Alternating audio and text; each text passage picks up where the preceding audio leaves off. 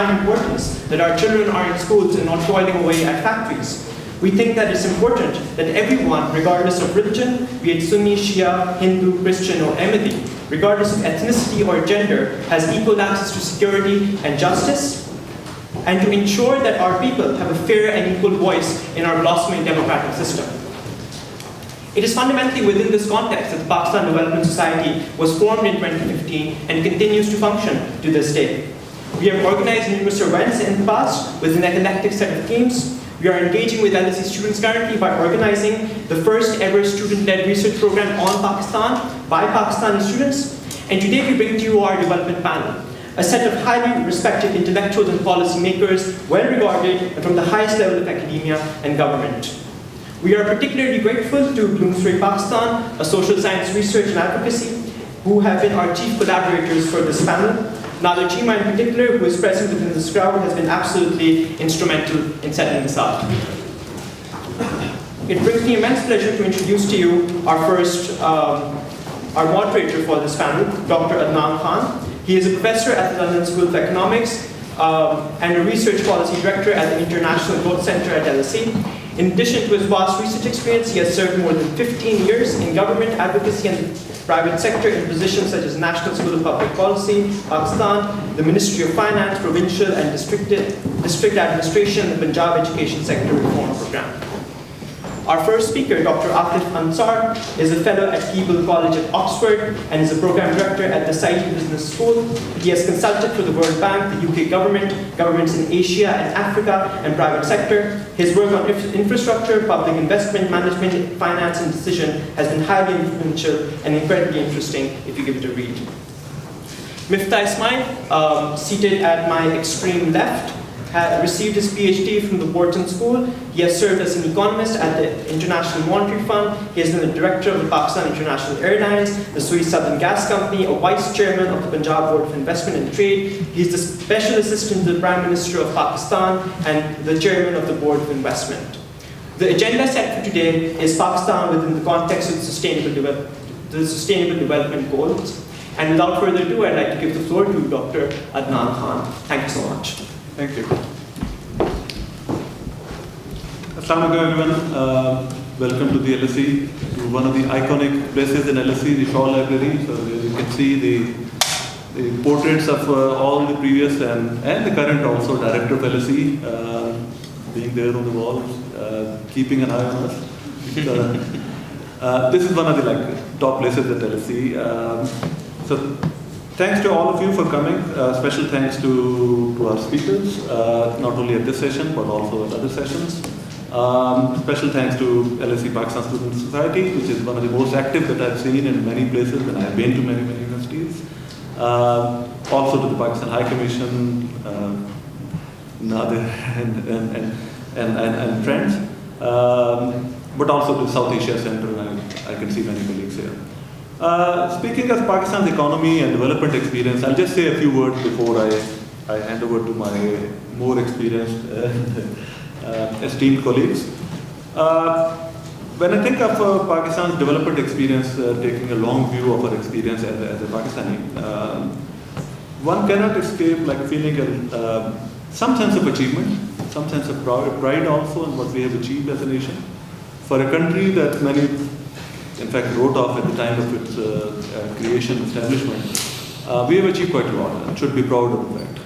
However, when we look at our development trajectory, there's also a distinct sense of underachievement in terms of not being there where a lot of people, Pakistanis, not only Pakistanis, but throughout the development community, thought Pakistan should be.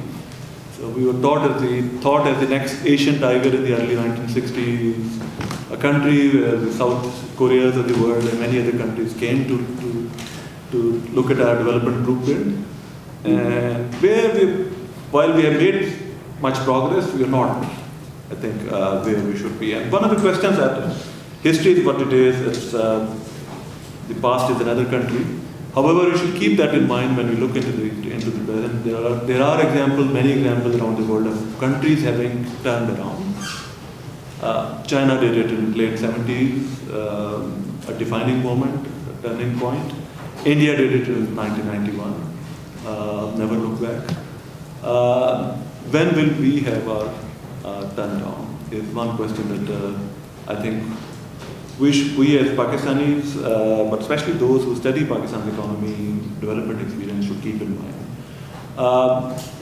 Both of my colleagues are esteemed colleagues, have something, I hope will have something to say on this one. Dr. Atif Ansar, I won't go into detailed introductions, I think both very well known. Dr. Atif Ansar has a very deep understanding of many issues, especially the issues related to quality investment profile in Pakistan. How do we invest in our both physical capital projects, infrastructure, investment projects, public sector, private sector, in order for Pakistan to have that kind of turnaround. And today everyone talks about CPEC.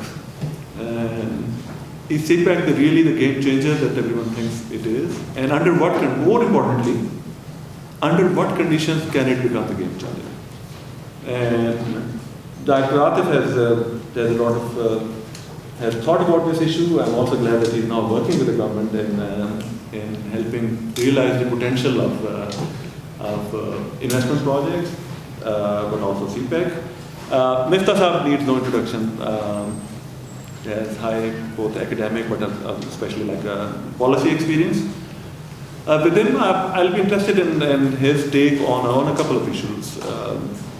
Not just the historical experience, but also current. So ideally two things. Feel free to say anything that you want. So in terms of the current, maybe a few words about what many people believe to be an impending, call it like a fiscal crisis or macroeconomic crisis in Pakistan that may happen sometime. I hope it doesn't happen, but again, something to be said about macroeconomic or fiscal or balance of payment crisis. But that's more like an immediate, call it like fiscal and monetary policy management issue. The more important issue is the developmental experience and reference to what I said earlier in terms of our turnaround potential. We have had democracy for a number of years now. We have a very business-friendly government, and we have made some better investment in other decisions. But again, we don't see the potential of a turnaround. And again, I'll be interested in your take on both the short-term management of the economy and what is the gaps and the weaknesses there, but also in the medium-term potential of the economy, under what conditions and what do we need to do in order to realize that potential. So let me stop here, and unless my colleagues have a preference of who go first, maybe I'd like to request Dr. Atif to go first.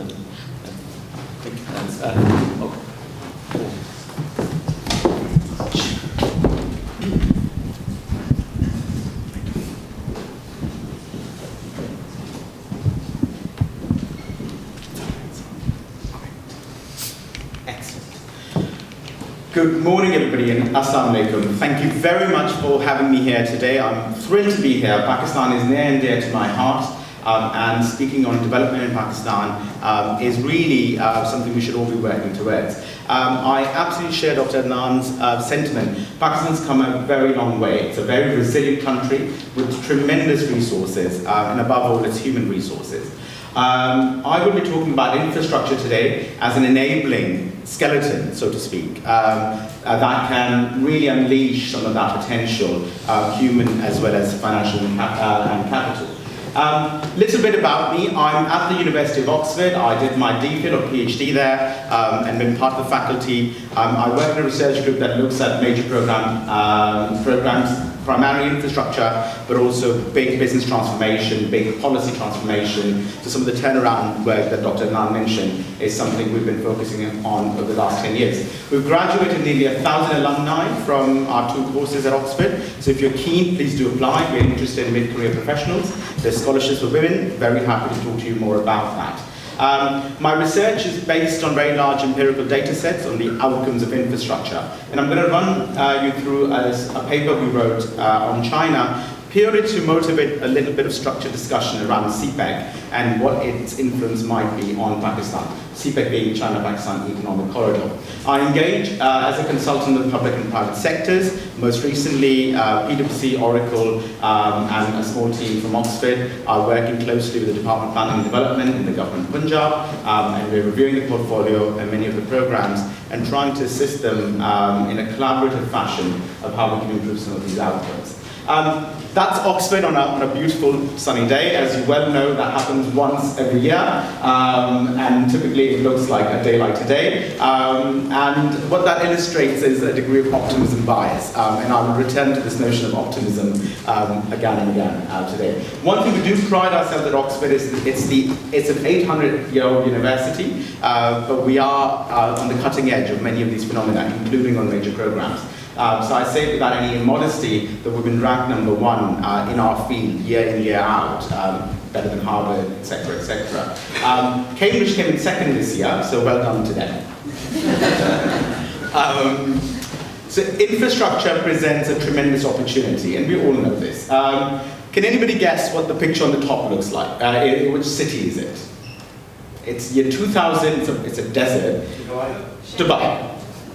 Right? So a desert transformed in about 17 years, and each single building, each single vertical line is a multi-100 million pound major program. And they've managed to build hundreds of them at breakneck speed. So it's utterly transformative. It's what a sociologist Albert Hirschman calls particles of development. So major programs are these particles of development that can really, if done right, transform countries into platforms for growth. And nowhere is that better seen than in Singapore. So the black and white picture, Singapore was a sleepy village in 1970s. There's no buildings in the background. The seaport was an old colonial outpost. Fast forward to today, Singapore is a country with the highest per capita GDP in the world. One of the most dynamic, bustling economies, and largely down to getting a sequence of public sector-led investments right in its infrastructure and major programs. And you can see in the background today that bustling city, a world-class seaport, a financial center, education center, and what have you. So that opportunity is available to Pakistan as well. What's more, we can leapfrog to the 21st century without having to go through all the intermediate stages. So there's no reason, for example, for many developing countries to build copper wire networks. We can leapfrog directly to mobile telephony. So similarly, Pakistan doesn't need to go through a Victorian infrastructure in order to get to 21st century infrastructure. We can get there very, very quickly. What that also means that incomes can converge for a developing country to rich countries very quickly. And in fact, if we are right, we can in fact exceed, because we don't have the liabilities that rich countries do in terms of pensions and healthcare and all the other stuff. We can supply that at a much cheaper cost. So there's a tremendous opportunity if we get it right.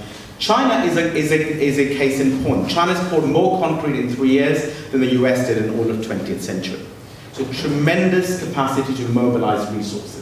It's built more high-speed rail lines than the rest of the world combined. And such superlatives can be seen in the data numbers. China's a red line, far exceeds in terms of dollars invested than any other economy in the world, including Germany, Japan, and the US. And we see physical evidence of its gleaming infrastructure. So Shenzhen Airport, which is beautiful, to expressways, to motorways, skyscrapers, Hong Kong seaport, high-speed rail lines, or Chongqing as a big dry port. It's a very good time to be building infrastructure. Money is the cheapest it's been in 5,000 years. It's cheaper than it was in Babylon. That's a good time to take on long-term investments. Energy is quite cheap at the moment. Commodities like copper, steel, etc., cement that go into building mega projects are relatively cheap. There's slack in the global supply chains, as well as labor is cheap. So, in a historic moment for a country of 200 million people, this is a pretty good time to embark on transforming the country by building the right sort of infrastructure. Now I'm going to stop right here with the good news before this turns into a love fest of infrastructure. The fine print is all of this works only if it's done right, and there's huge amounts of risks to whether it will be done right. So the rest of my presentation is going to focus on that fine print. The challenge is infrastructure is typically done wrong and has strikingly poor financial, economic, social, and environmental impacts. It's very difficult to believe this, but that's the evidence we've been collecting at Oxford. So that's over 6,000 observations. It's the largest data set of its kind, and we track the outcomes of specific infrastructure assets from roads to dams to the Olympics. And what we find is, like maternal love, you can rely on cost overruns in every geography of the world. Moreover, time overruns and benefit shortfalls, when they strike, make infrastructures unviable. So to take big dams as an example, whatever the engineers tell you a big dam is going to cost, you can in your head double the costs on average. And by the time that doubling of cost takes place, no matter how good that dam may be, at estimate is simply not going to produce net value. It's going to be net present negative. So the shocking news is, no matter how much you think Tabela Dam has been useful to the economy, there is no calculation, no model under which it's net present value positive. It's contributed to national debt more than it's contributed to the economy. So we really have to avoid building too many such infrastructures.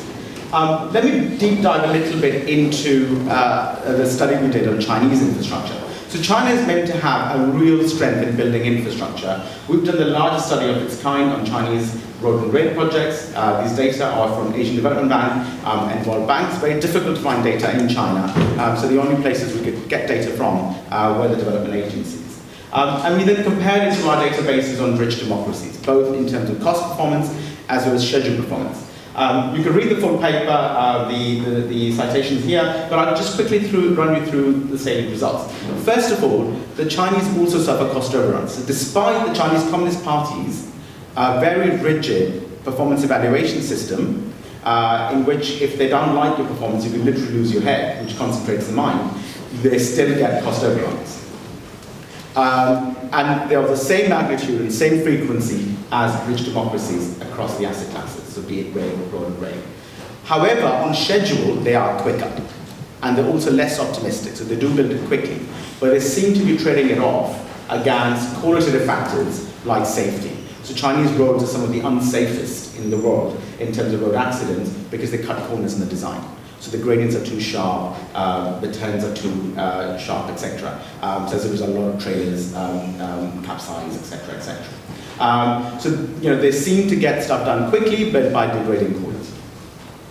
On benefits, this picture is particularly surprising. So China has a feast of famine distribution when it comes to benefits of infrastructure. Some infrastructures are very congested. So the Tianjin-Beijing expressway has nearly 3 times the forecasted traffic. And that's what a foreigner is typically likely to visit. So you might think Chinese infrastructure is actually being used and used a lot.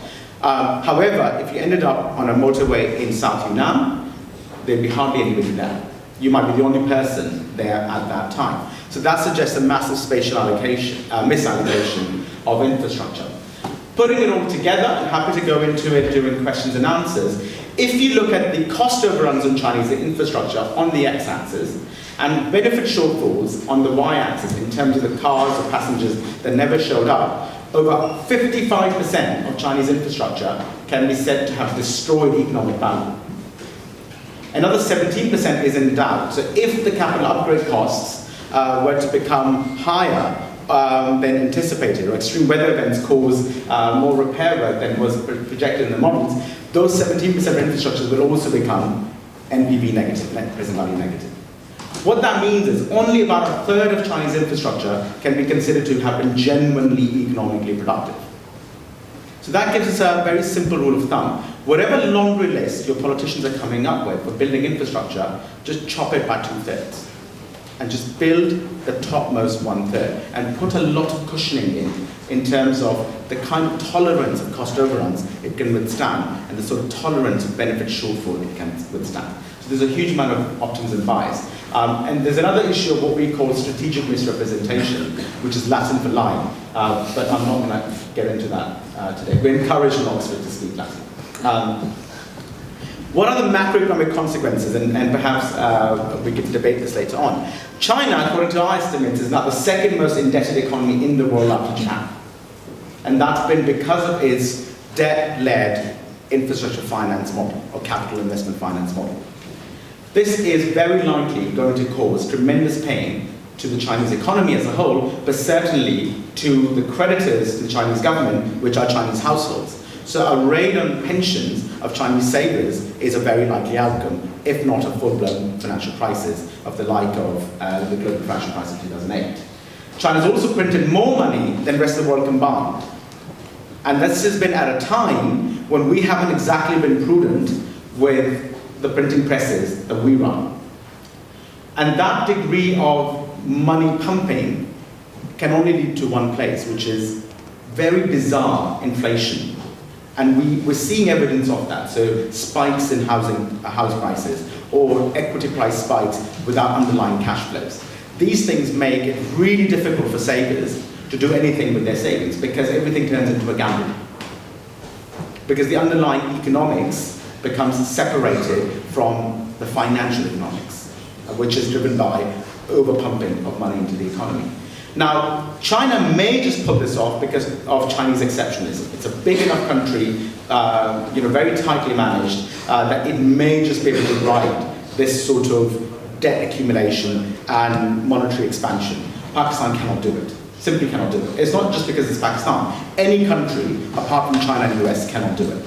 They're the only two countries in the world with that kind of growth, macroeconomically, to be able to play with that kind of fire and get away with it. Nigeria, Pakistan, they can't do it. India may just pull it off. Again, that's driven by the size of the economy and its diversity than anything special. And then this is not my area of research, but environmental degradation. That's any given Chinese city. So do we want this for Pakistan in terms of CPEC is the question. And our cash flows, and our economy, by the way, is very cash productive because of agriculture. So do we really want to destroy that potential cash flow stream and the source of tremendous macroeconomic and household income by degrading the quality of the environment?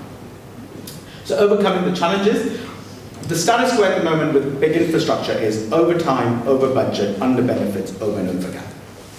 And what we want to change it to is on time, on budget, to benefits, every time because of Oxford and our partners. So we're very happy and delighted to partner with the LSE and the Pakistan Development team that organised this. So a few kills. First of all, don't do harm.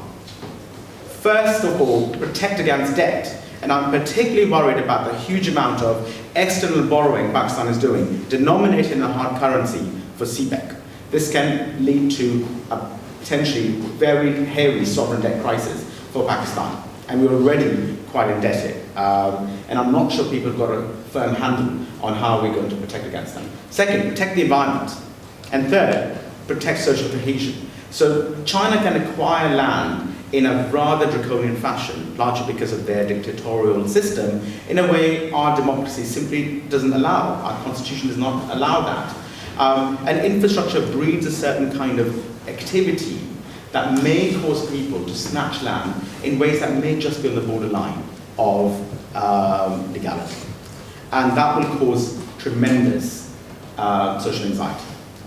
So we have to protect against that in our desire for gleaming infrastructure, we don't end up trampling on basic human rights. Second thing, come to Oxford. I lead the MSc in Major Program Management. We also run a course called the Major Projects Leadership Academy for the UK Civil Service. But essentially every senior UK civil servant that manages a government's major projects portfolio must come to Oxford to take our course, and we dive much deeper into many of the challenges I mentioned earlier on. Second, although CPEC is broadly a good opportunity for Pakistan, like I highlighted early on, it has to be managed professionally.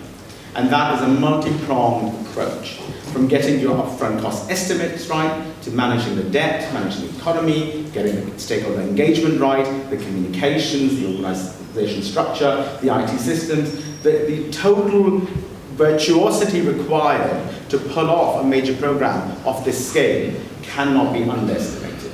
This is not a job for amateurs. And major programs, and Pakistan is not unique in this, are typically managed by amateurs. When we're not speaking Latin, we call them fools. And we have to be sure that CPEC is not managed by fools.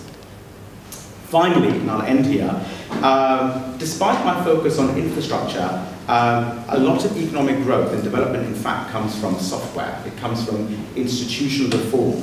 of basic incentive structures in the economy, as well as intrinsic motivation of the citizens. So Chinese economy, it's a myth, Yashin Huang says, that grew because of its infrastructure.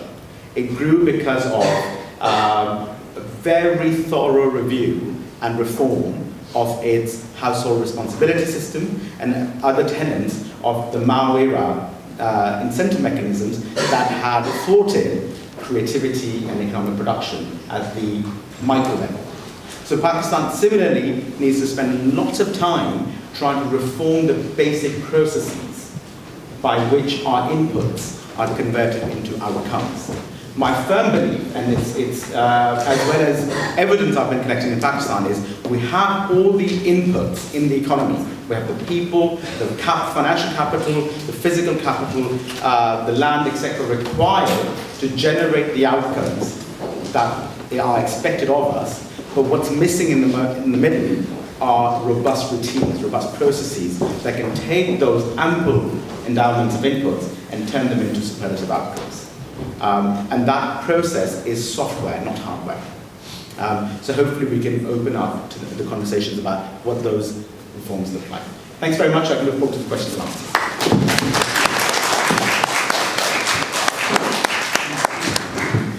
Excellent, Dr. Atif. You set up a very nice. On CPEC, you exactly talk about the conditions under which the tensions and the challenges and the trade-offs that are involved. And the tension is countries grow when they have firms which produce products which are demanded by the international market. And for countries like Pakistan, the challenge is how do we grow firms, how do we insert our firms into global supply value chains? And does CPEC allow us to do that? And you touched on some of those, like for instance, like infrastructure allows you to gain some of the economic gain from this, but how do you also create conditions where firms and you have human capital acquisition, skills education, and other factors that can go, if you talk about institutional factors, that can support that type of moving up the value chain of firms. So, but let me now go to the person who has not only thought about it, but played a direct role in it, Miftah Saab. Maybe you can enlighten us about. Thank you.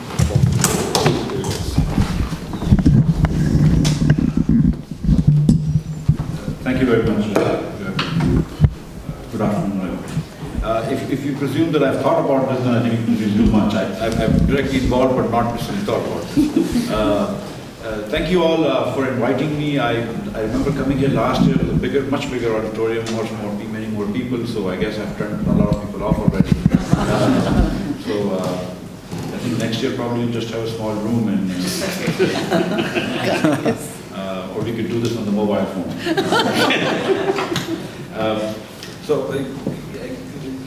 There's a very good and structured presentation that Atif Saab has done. I'm not going to be so structured, but let me just try and talk to you about the Pakistan economic story. Where Pakistan is today, what have you done in the last 4 years, what have you done in the last 70 years, and the challenges that you talked about and the challenges that we have. And I'll especially talk to you about CPEC as well. I think that one of the points you raised was that internal and external communications have to be improved, and I concede that our communications about CPEC has not been very good, and I think there's more confusion about CPEC. But CPEC to everybody is some different notion.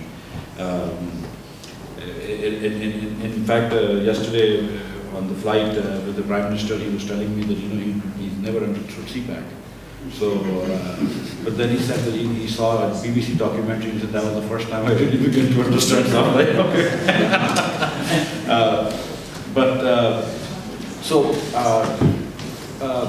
There are economic challenges in Pakistan, as there are challenges everywhere in the world, and that's why we have jobs working in the government. But for the most part, I think that the challenges today are much less than we've had before.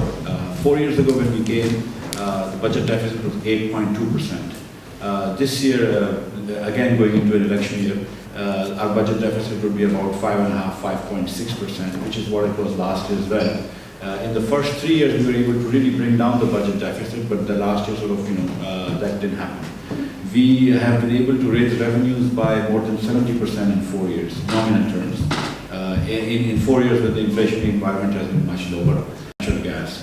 Fortunately, natural gas prices have gone down around the world also, but we've been able to import about 600 million cubic feet every day in a terminal set up last year. We are setting up a second terminal again in the middle of this month. And with more gas coming into Pakistan, we will be hopefully ending domestic shortages of gas in homes, and also producing more electricity from that, and hence load shedding. So we've brought in a lot of gas as well. Like I said, the federal government doesn't do health and education, so I can't really talk much about that. But we've enabled provinces by having a lot more money, and hopefully they're spending more money on health and education. As was mentioned, of course, the current account is a big problem in Pakistan. Last year, our exports were only $22 billion, or $21 billion in fact, and our imports were about $53 billion. So that gap gives you a gap of about $32 billion.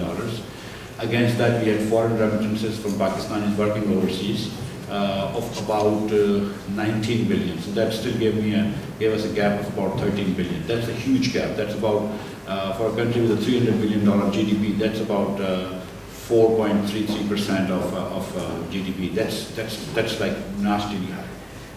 So that's something that we have to address. And we have a plan. The government of Pakistan has a plan.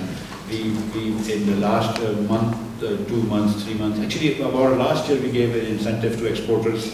We sort of refined those incentives again, and we've actually enabled them to export more.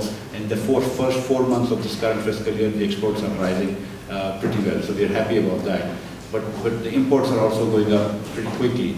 And it was mentioned, one of the reasons imports are going up is because of CPAP, electricity machines that we are importing right now, and the equipment to generate electricity and the equipment to transmit electricity. That's costing a lot of money, and that's all being imported. So machinery imports into Pakistan has really gone up, and that is causing a lot of pressure on our current account. But in a way, it's a good thing because we are able to get those machines in Pakistan, and from next year onwards, we should be able to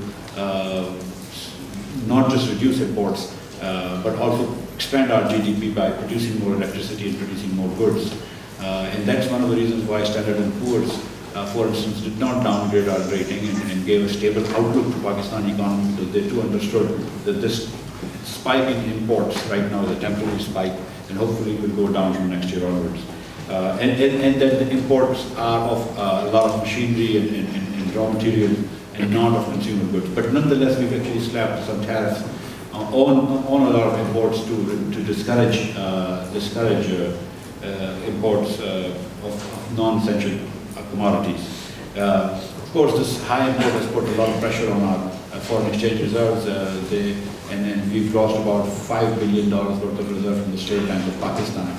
We are still much better off than 2013 when we came to power, but nonetheless, this negative slope of losing money is not so good, and we're trying to arrest that as well. So the government is now working on this plan, and I think that hopefully in 2-3 months you will see both exports jumping quite a bit, imports coming down, remittances going up, and us shoring up our forex reserves as well. So that's sort of in a nutshell, the current scenario. I was asked to talk about the medium-term, long-term strategy for Pakistan and how you want to do this. I mean, look, there is no way to grow other than, first of all, having a literate society and providing skills to our people. There is no other way to grow.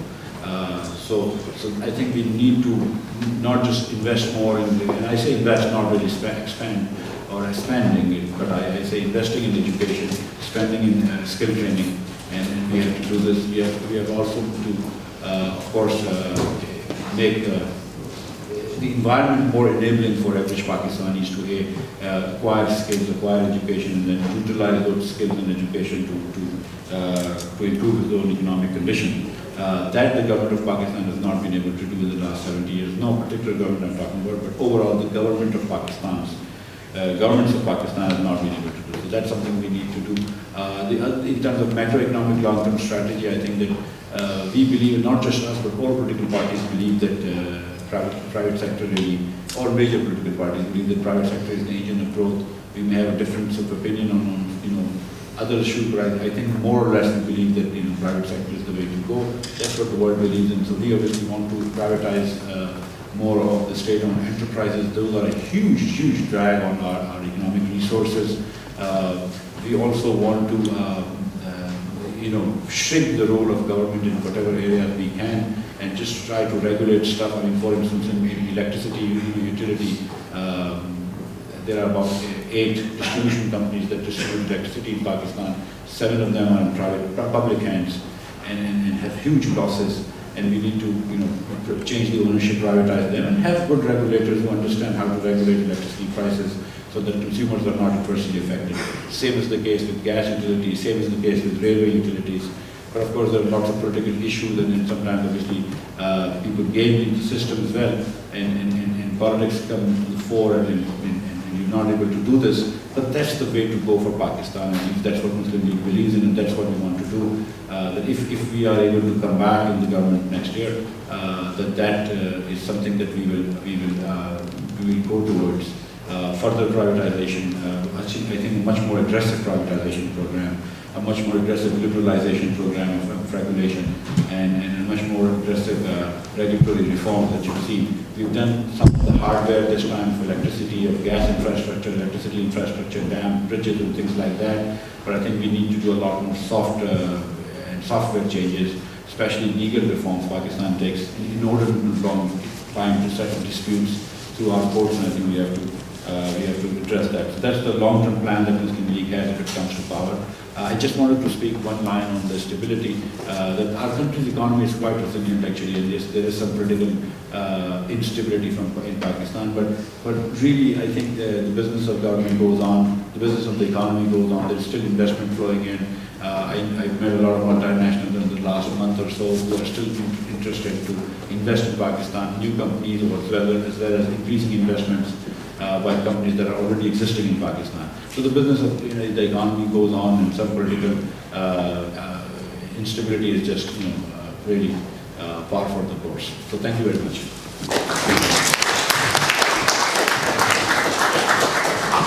Thank you, Mr. Azhar. Before I open the floor, let me abuse my position as chair to ask the first question to both of our speakers. When we talk about physical infrastructure, investment in capital goods and others, there's often a tendency to feel to such discussions as if we build the roads and bridges, they will come and use it. And we know from evidence, from international evidence and other places, that it only happens when the incentives of the players are aligned, when we have institutions which are complementary to investments in infrastructure, when we have a system which is broadly responsive and accountable. And my first question to Mr. Sir, and I'll ask both sets of questions to Dr. Amsar also, is you talk about taxation and balance of payments and macro stabilization. So in taxation, despite some progress having been made, we are still way below not just the developed countries average, but also in terms of developing. I work in taxation, you're a public finance person, so you understand this quite well. Way behind any competitor country. And is this, how much of this is a function of our inability to have the political will to, say, tax elites, independent of whichever party is in power? We call it the political equilibrium is such that no one wants to pay taxes, and we are unable to break out of that political equilibrium.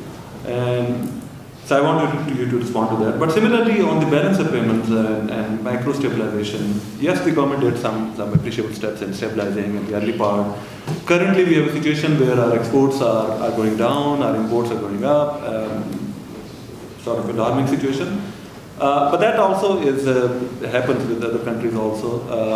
What I want you to maybe respond on to is how much of this is a function of the strategy of the government to use, call it like non-market forces or non-economic forces, regulatory mechanisms in terms of like setting exchange rates and others, For instance, like our businesses are uncompetitive because a lot of people think that our exchange rate is not competitive, it needs to be depreciated. And how much of that is a function of the, call it like the price mechanism not being allowed to work, and our either is it some interest, or is it like our adherence to a certain philosophy which is not what the price system would, how the price system would work, and is not conducive to automatic stabilization of the type that market economies do. My question to Dr. Ansar is, again, great presentation. Again, you talked a lot about those conditions under which infrastructure projects have higher returns. But infrastructure can also have like an impact on economic growth and development only when incentives are aligned, especially from private sector industry, and it's not just government doing it. As Mr. Sir rightly said, that the consensus globally and the development experience of other countries is when the incentives are aligned for the private sector, especially for the firms to grow. And I wanted to say something about the incentive mechanism for firms to take advantage of these. Why are we not seeing many firms, domestic firms in particular?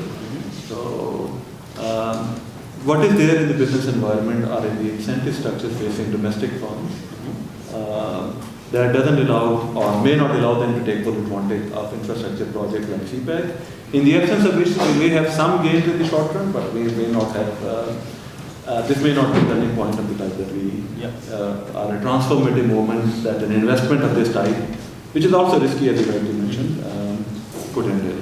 So maybe, maybe Mr. Sir will go first.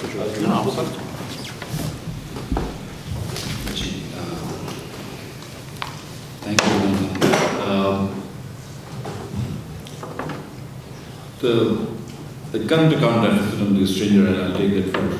I don't want to talk too much because I think that I'm now in a position where if I say too much, it will sort of become controversial. But if the imports are going down, exports are going down and have gone down from 24, 25 billion to 21 billion in over 3 years, and imports have gone up from 35 to 53 billion.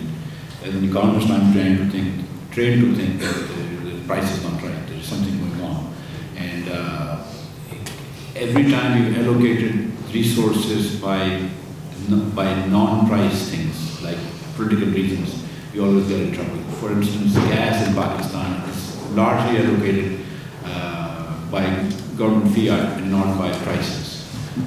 So we have different rates for domestics and different rates for industry, and then different rates within industry for fertilizers and for steel mills and for this and that. And so from time to time we change regime, and there's a lot of corruption because of that, and then there's just a lot of misallocation of resources, and that way it lost. You guys are studying in LSE, so you understand that.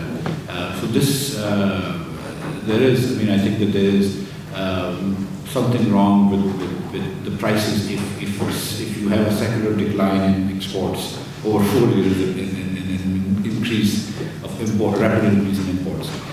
In terms of so I agree with that, but I'll stop there.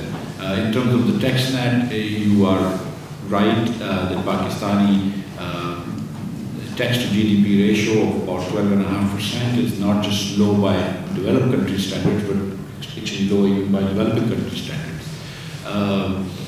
But I'm sort of a seriously right-wing economist, and Nadeemullah, I'm sure you know Nadeemullah and I are the only two people who sort of think that, rather than just worrying continuously about increasing the tax net and just talk tax to GDP ratio, we should also think about how beneficial are the expenditures by the government of Pakistan. Are you actually putting to good use the money that you're raising from taxes? And really taxes in a way is not what the government takes from the taxpayers, but what the government spends. Because what I spend on the government of Pakistan, I either borrow from the banking sector, that in a way is sort of a tax, or I print money, which is an inflationary tax, or I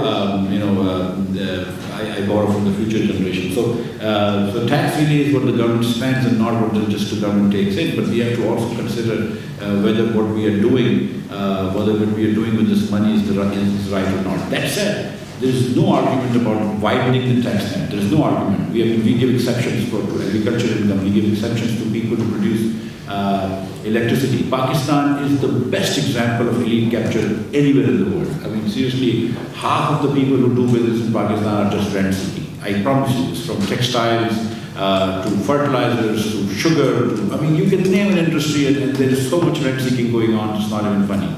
So we give about 120 billion rupees in a program called BISPE, the Income Support Program. And people sort of sometimes mind about that, we'll be making, we're giving so much money to the poor without working, and we're making a beggar out of them. But frankly speaking, the government also gives about 500 billion rupees in subsidies to the very richest Pakistanis. So, the elite capture is amazing. So, for instance, if you make electricity in Pakistan, you give it 17% return on dollar terms. That's unheard of anywhere in the world. We still do this.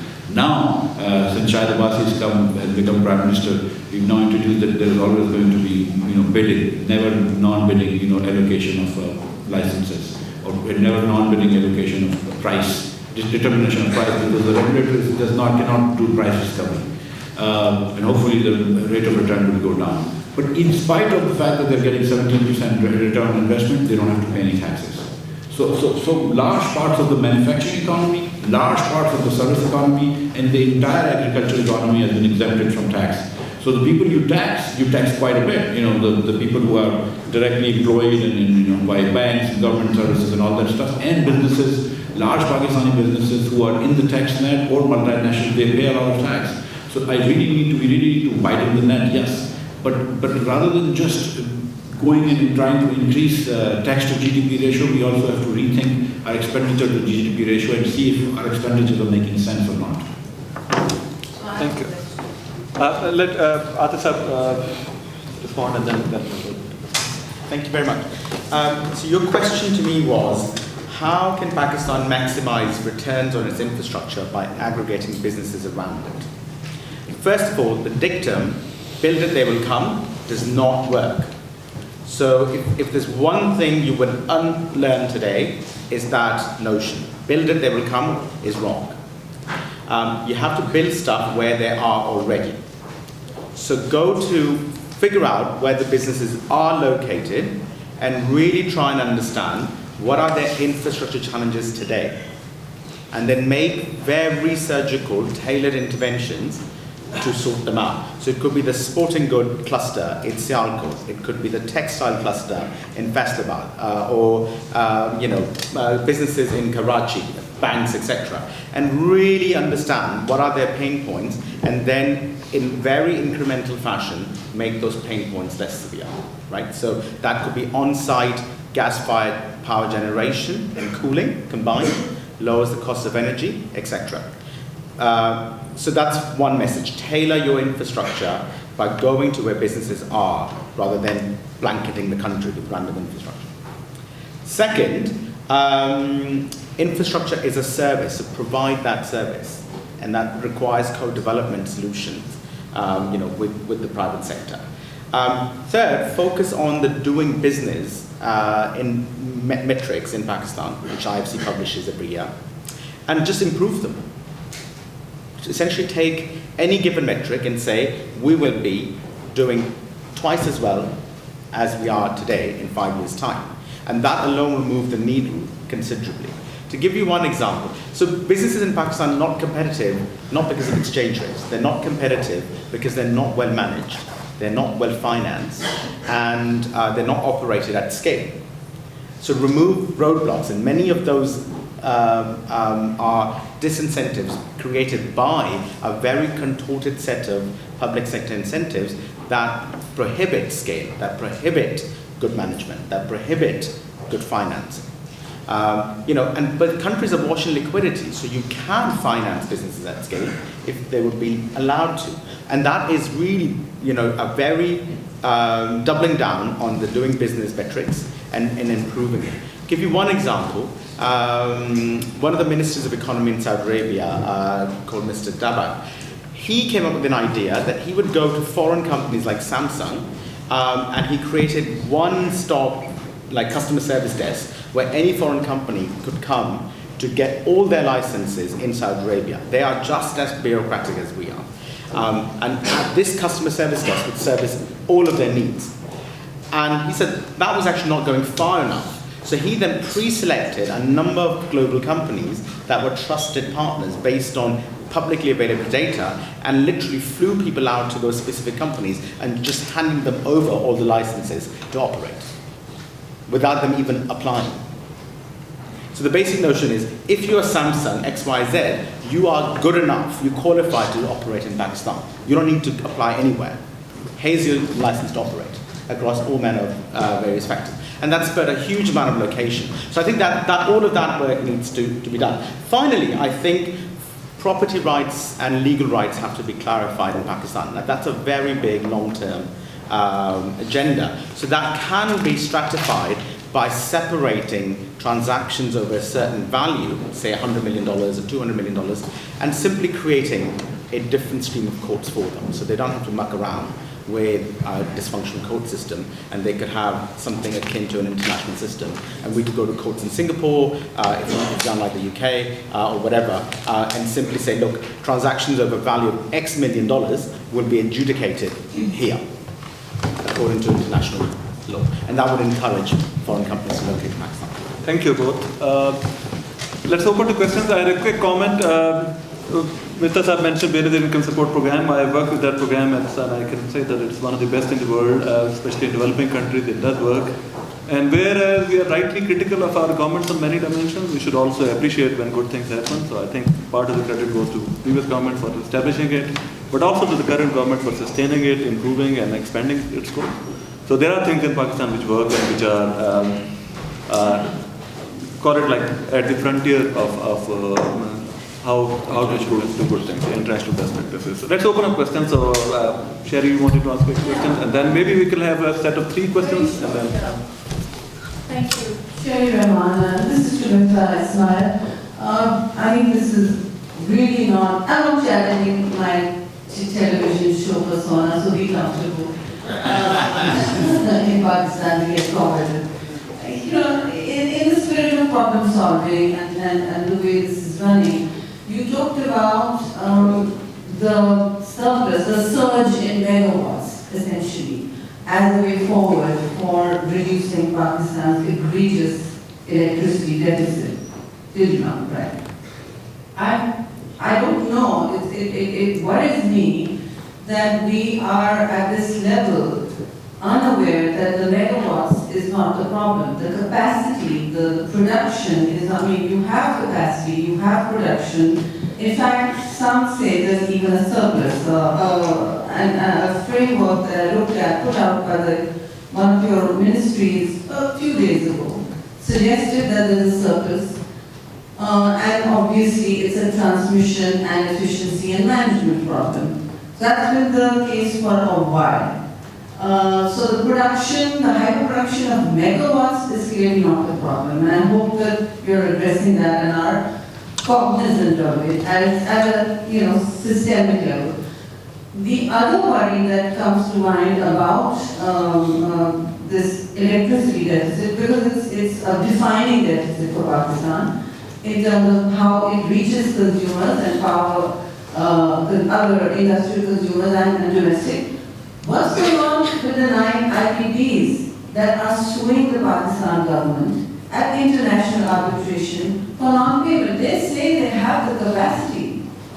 Now again, this is a problem-solving question. If we did not have surplus power, and we were not in the ongoing, snake-eating and stale of the circular debt, which is the current crisis defining the electricity sector and the power sector with the new energy ministry, why haven't we crossed any Rubicons? We are not defining the problem right. It's not about surplus power. So would you just give us a course correction here, or tell us what's wrong with my statement or yours, or are they both right?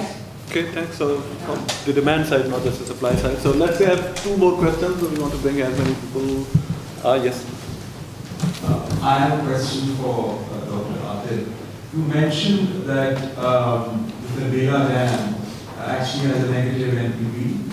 So if you could just tell us a little bit about the methodology that you used to come up with that, because we are going into a large exercise hopefully in the next 2 years of dam building. So.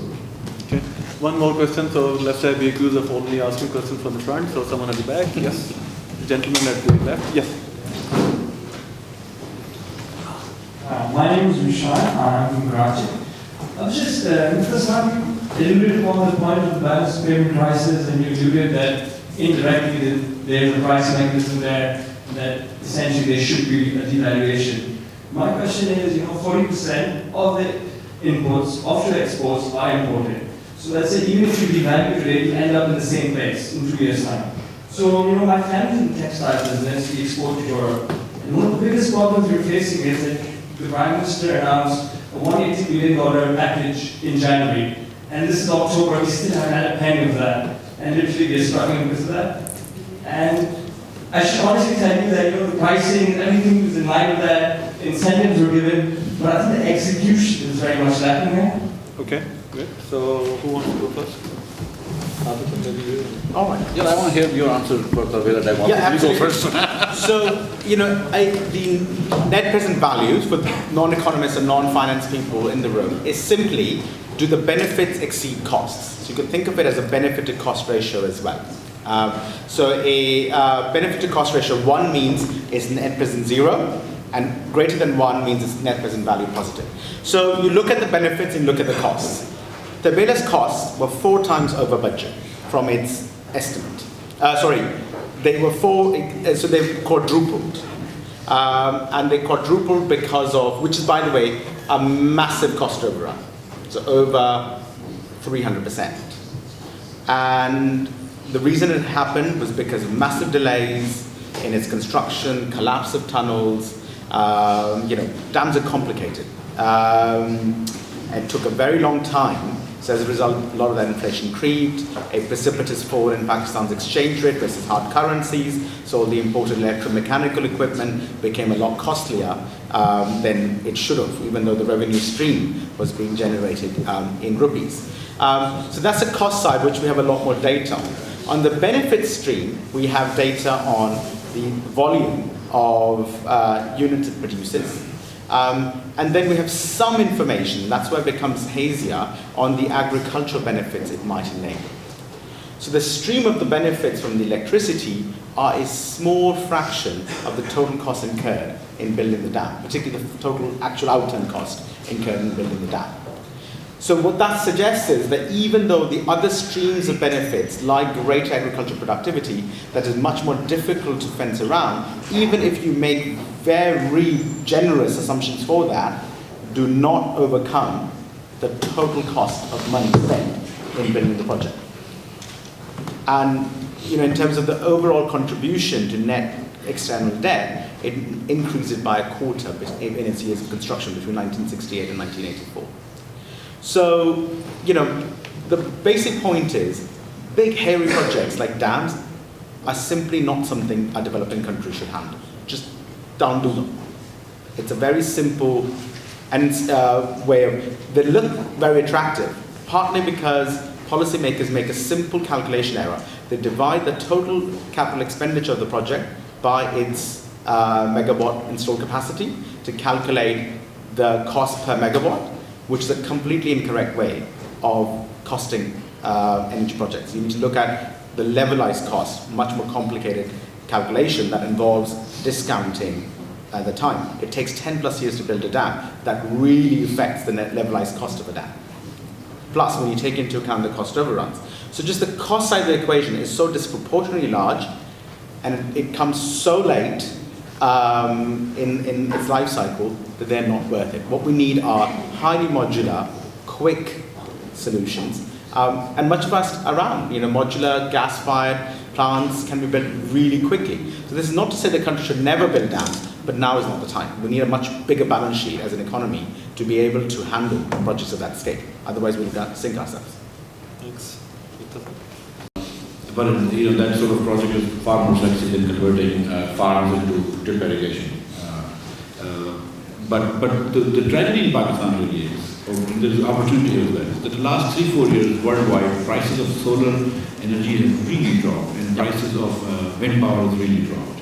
So much so that, when I was chairman of board of investment, and I'm not anymore, I would go, wherever I would go and make presentations, I would say Pakistan has 180 billion tons of coal reserves, which was market value at $9 trillion. But if you really honestly think about this, the economic market value of that coal reserve is zero now, because you can now produce cheaper solar energy, so why take coal out of the ground? You can now, which is much more, clean. You can now produce wind energy at cheaper price, and so even hydro energy, even run of the river projects are now not competitive with solar and wind, except for very small, micro sort of run of the river projects which provide localized electricity.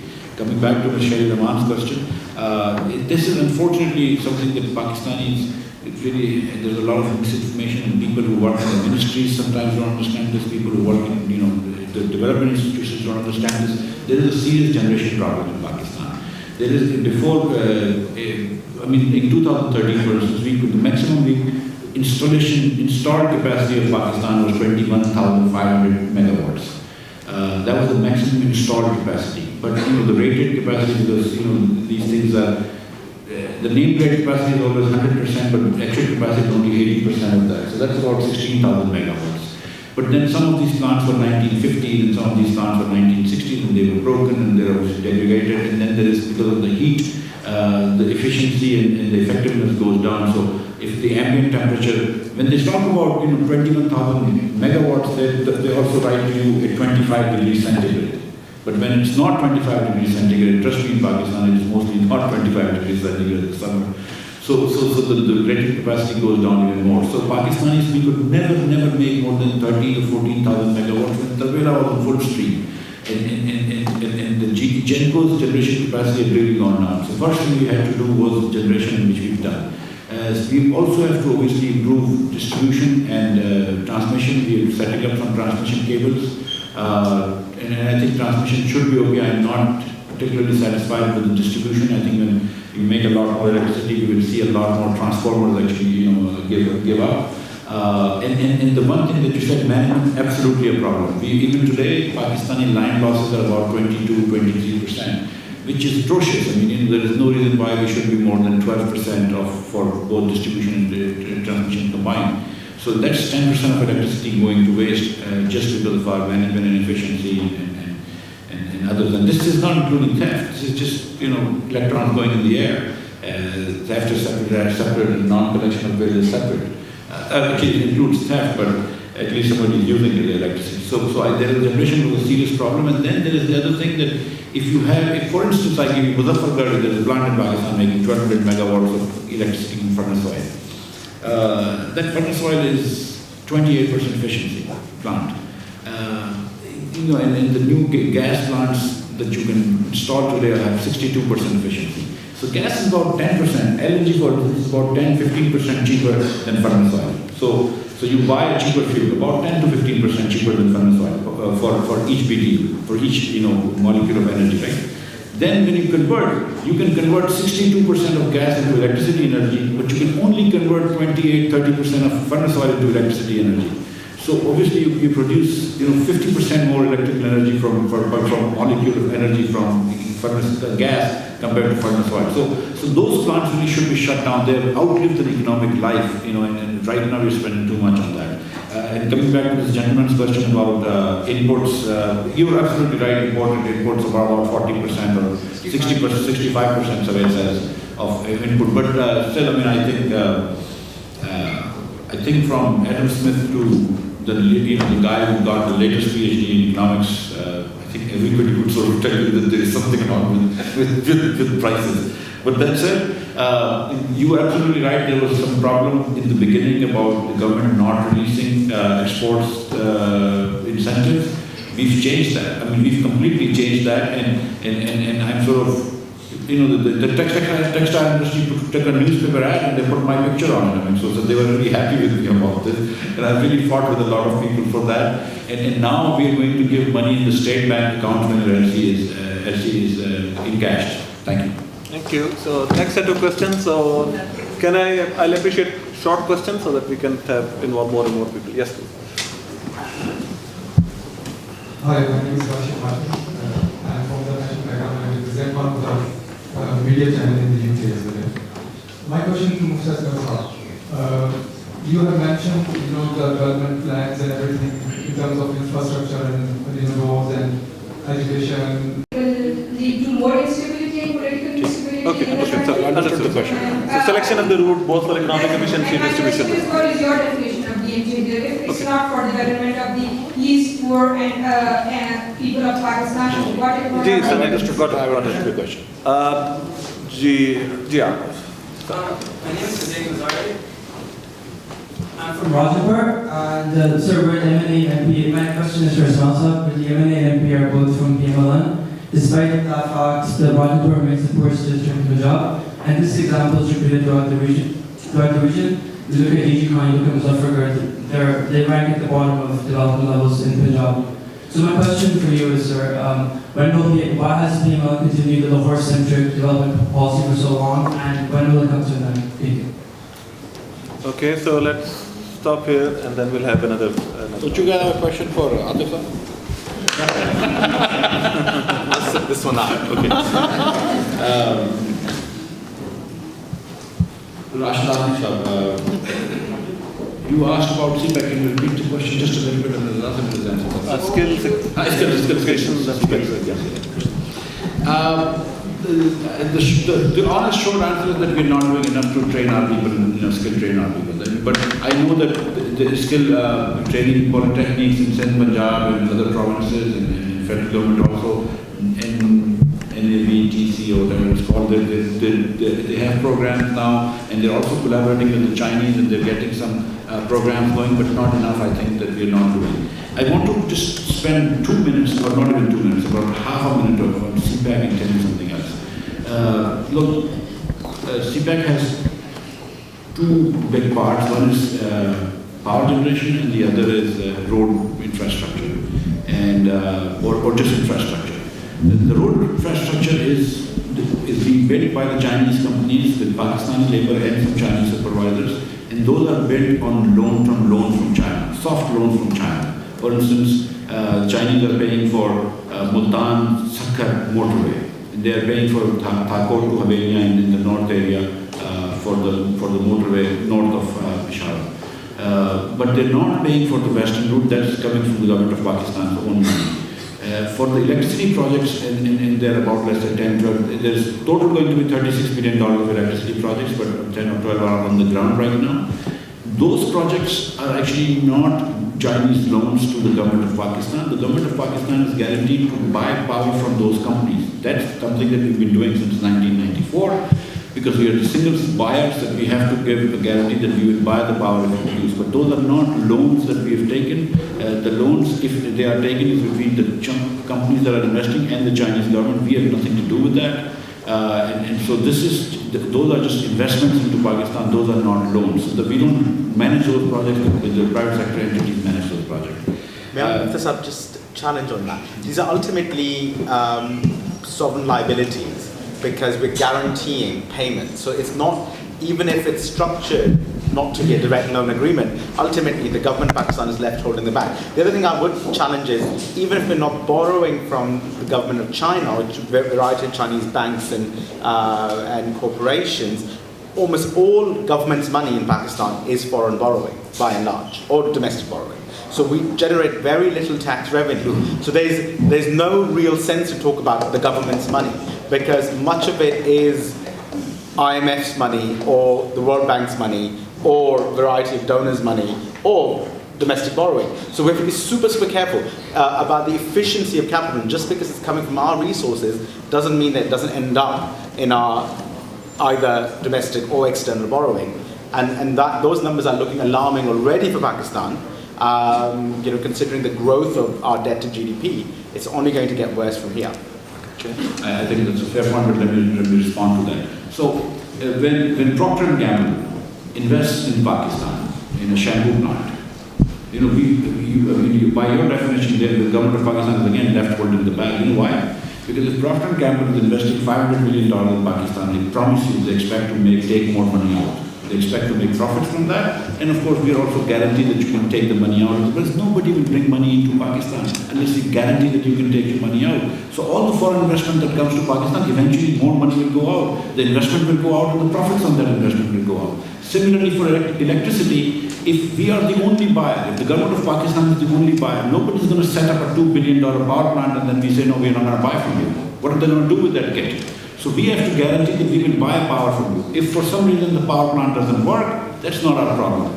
I mean, our problem is that we will buy power from you. And what we did was that we said 8 cents per kilowatt hour is our cost, is our price for, let's say, coal power. Whoever wants to set up. And in a nutshell, really, the China-Pakistan economic corridor is basically a bank line.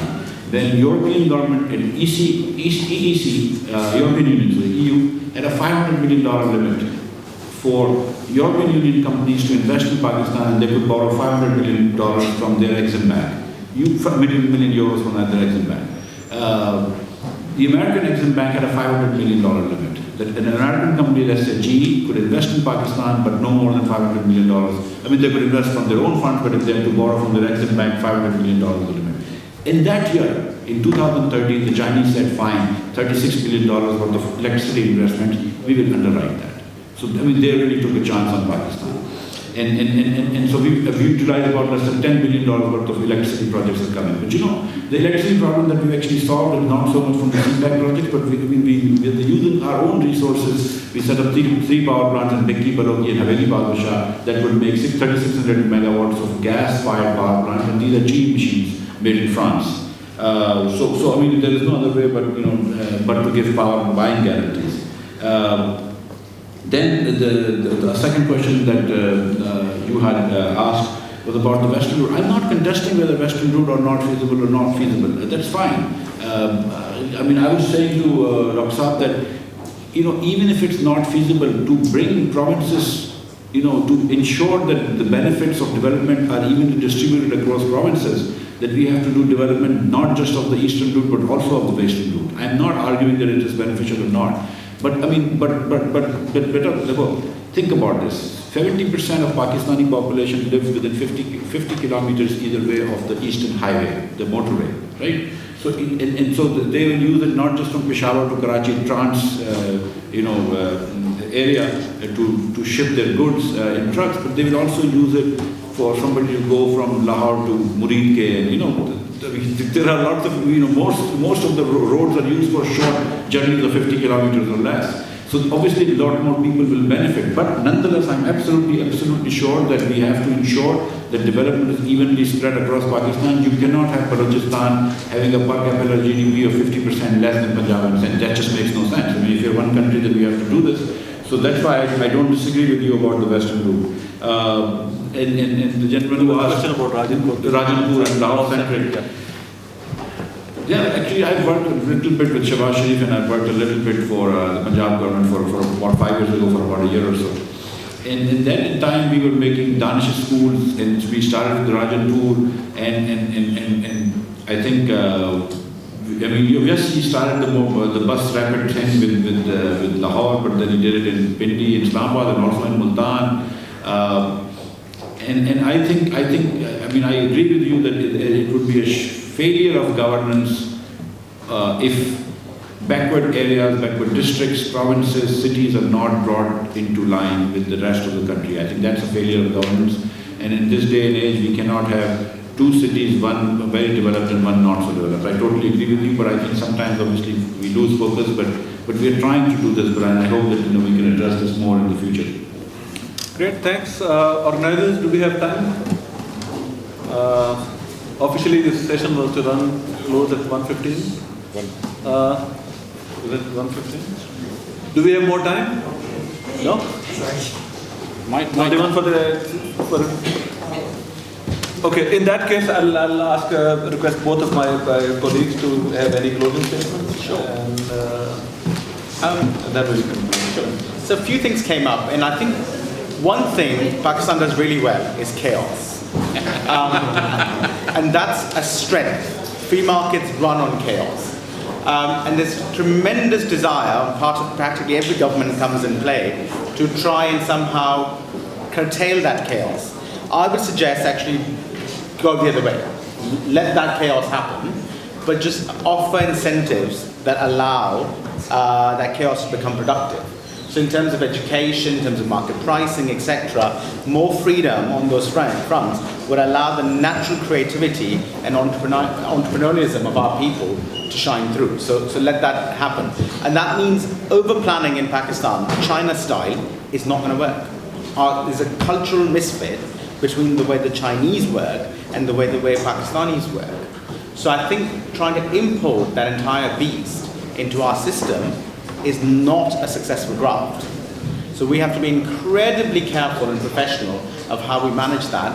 And my final point on infrastructure is, let's really try and understand the specific cash flows that particular sectors of the economy are generating and enable those piecemeal.